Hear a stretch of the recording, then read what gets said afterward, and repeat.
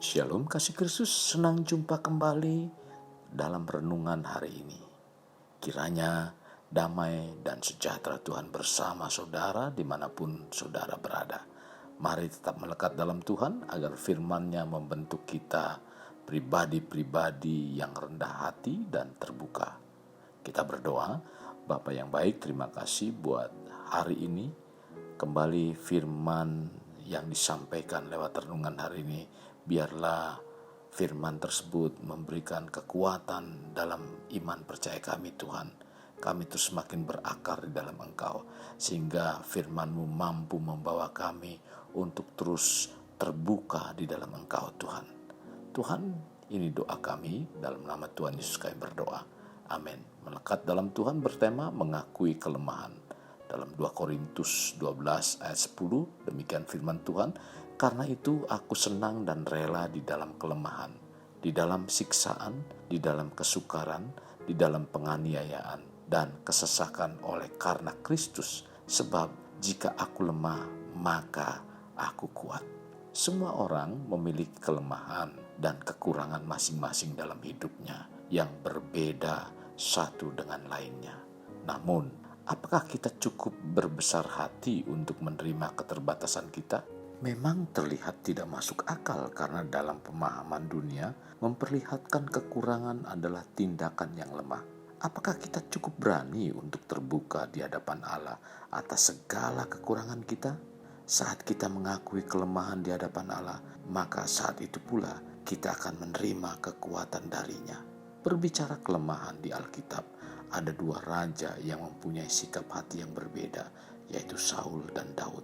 Saul menjadi raja Israel yang gagal, sekalipun dia adalah orang muda yang elok rupanya dari antara orang Israel dengan perawakan yang tinggi, tercatat dalam 1 Samuel 9 ayat 2. Sedangkan Daud orang yang tampaknya lemah dan tidak diperhitungkan oleh bapaknya sendiri. Daud berusaha menjadi raja yang lebih baik dan mengalami banyak pengalaman yang membuka kelemahannya. Sedangkan sikap Saul justru membuat kelemahannya sebagai raja tertutup rapat.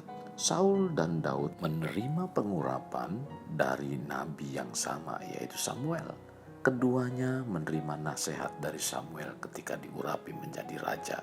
Dan belakangan Daud menerima nasihat dari Nabi Nathan.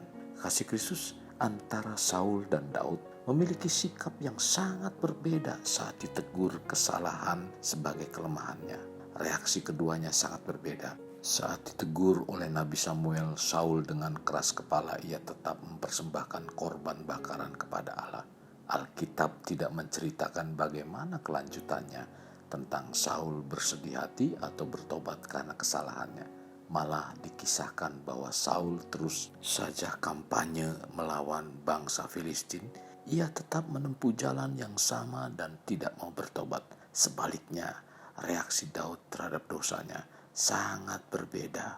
Setelah berselingkuh dengan Batsheba, serta membuat strategi yang sempurna dan tidak diketahui oleh orang lain, Daud mengutus suami Batsheba menuju ajalnya.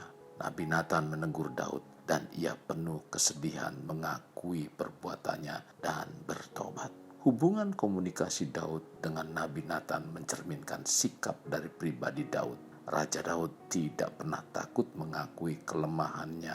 Ia terbuka dan ia memohon ampun serta memperbaiki diri. Semakin terbuka dan mengakui kelemahan, semakin Tuhan berkenan. Mari belajarlah dari Daud, sekalipun ia raja, mau menerima teguran saat diberitahukan kesalahan dan kelemahannya. Bila kita ingin mencapai apa yang Tuhan rencanakan untuk hidup kita, kita perlu keterbukaan dan mengakui kelemahan-kelemahan kita kepada Tuhan. Mengakui dan menerima kelemahan di hadapan Allah adalah langkah awal untuk menerima pemulihan.